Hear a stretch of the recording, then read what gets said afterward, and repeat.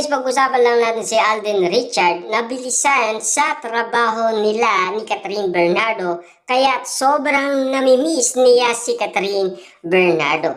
Grabe nga naman kasi guys, dahil alam naman nating napaaga nga naman kasi ang kanilang pagtatapos. Lalo-lalo na kasi guys, dahil nagkaroon pa ng signing off ang kanilang character. Siyempre, marami nga naman kasi guys ang nalungkot at nagulat, lalong-lalo na kasi guys dahil naging patok ang kanilang pelikula.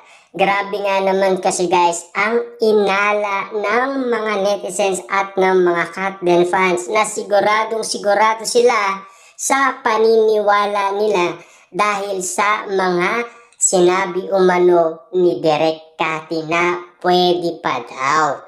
Pero alam naman natin guys, meron pa rin bali-balita na talagang magkakaroon pa rin sila ng promotion. Dahil yan kasi ang kumakalat na sinasabi kasi guys ng news sa atin. Grabe nga naman kasi guys ang intriga dahil sobrang namimiss ni Alden Richard si Catherine Bernardo ng sobra-sobra.